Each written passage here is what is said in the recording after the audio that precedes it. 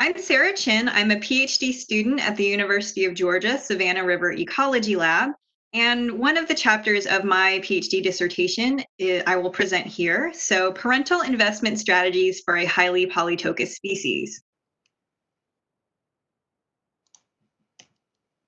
Population dynamics, so how populations change in size and structure over time, is driven by things like birth and death rates, environmental variation, density dependence, carrying capacity, food limitation or abundance, habitat quality, and predation.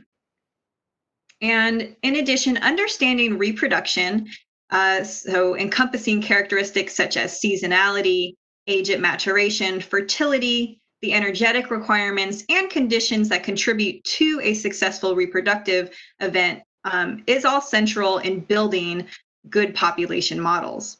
And female condition is thought to significantly influence reproduction in terms of timing, the age at first breeding, and offspring survival. And female condition is also proposed as a driver of offspring sex ratio. So early sex allocation theory sought to explain why there was observed even numbers of males and females born at birth. And so it posed the question, is it adaptive for parents to take advantage of varying conditions to increase their lifetime reproductive fitness by adjusting their offspring sex? For example, should parents have a son or daughter depending on population density at that current time? The physiological mechanism for offspring sex ratio determination in mammals is not well known, but there are some proposed mechanisms that occur at different stages of the reproductive cycle. So some preconception mechanisms include chromosomal control over offspring sex and differential motility or mortality of sperm.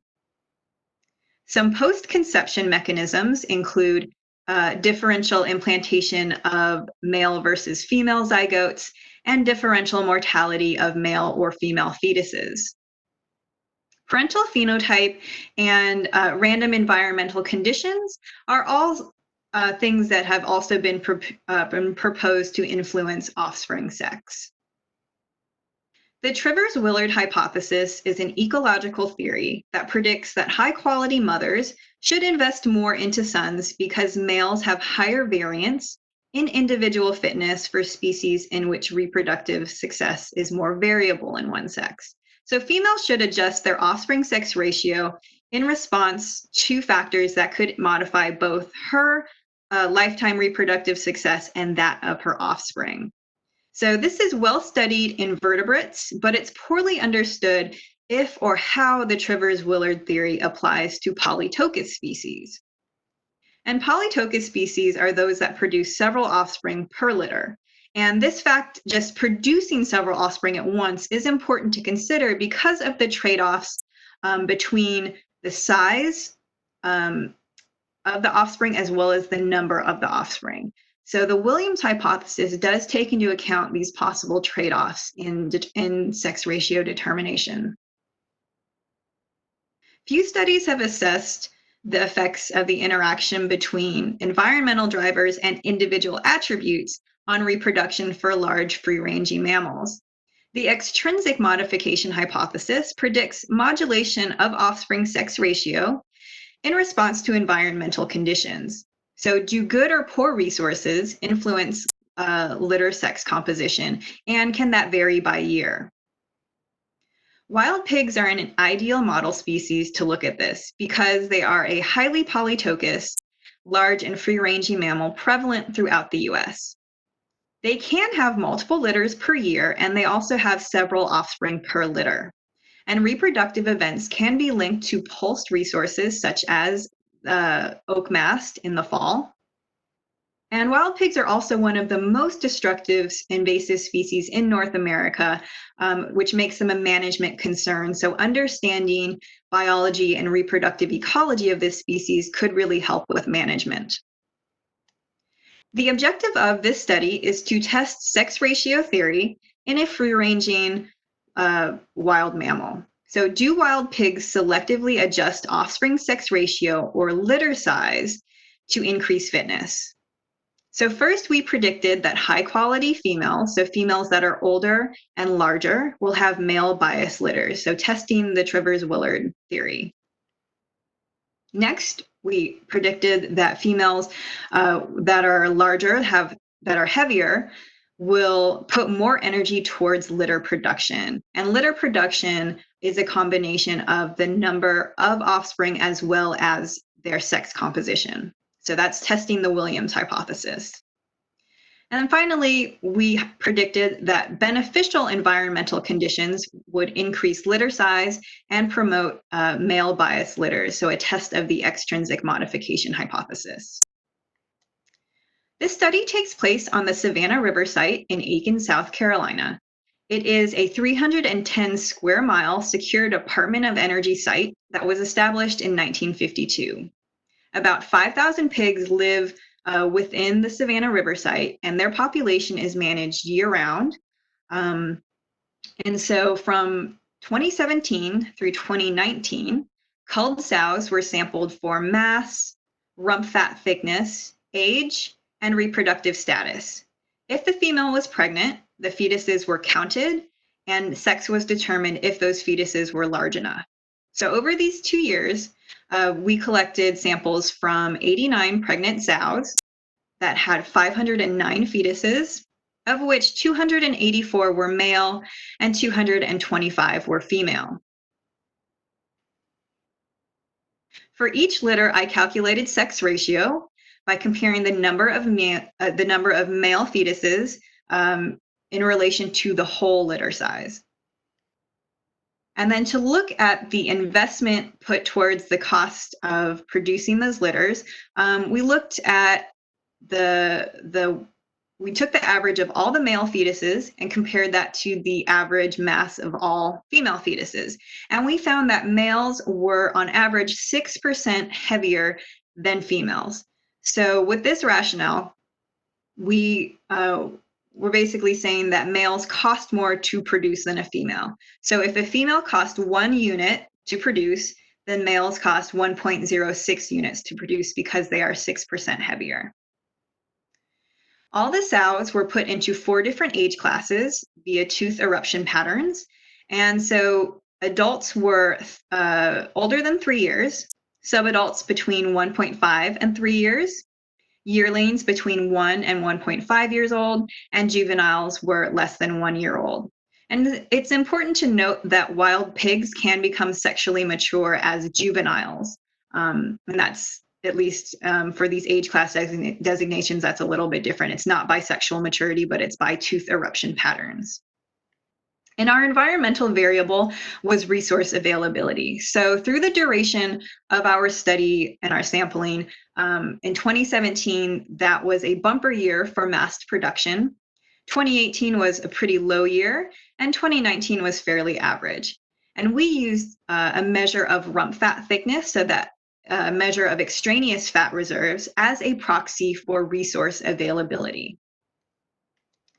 We found that on the Savannah River site, litter size ranged from 1 to 11 fetuses with an average of 5.7, and that the average male fetus weighed 356 grams, and the average mass of a female fetus was 333. So this is how we calculated that difference, that males were about 6% heavier than females. So a cost of a male is 6% more than the production cost of a female.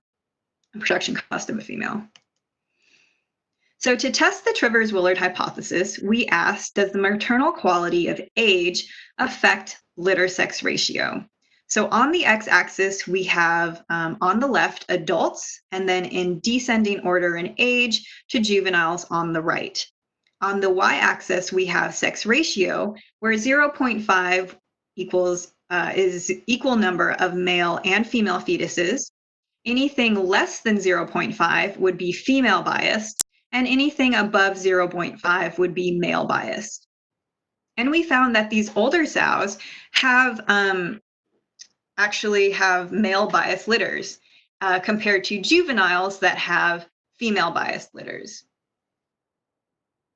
And we also asked, does another maternal quality, so mass, does that affect sex ratio? And we found that there was no relationship, that maternal mass did not influence sex ratio. To test the Williams hypothesis, we asked, does female mass positively influence investment in litter production? And just as a reminder, litter production is a two-part equation that depends on the number of offspring as well as the sex of those offspring. So we found that female mass does increase production investment. But from the previous, we'll just switch back here. From the previous slide, we found that maternal mass does not affect sex ratio, and sex ratio is half of the equation of production cost. So we see that mass does influence production costs, so that is driven by litter size. So heavier females can have larger litters. And then to test the extrinsic modification theory that resources affect sex ratio, we asked, does rump fat, which is our proxy of resources, does that influence sex ratio? And we found that sex ratio was not affected by resources.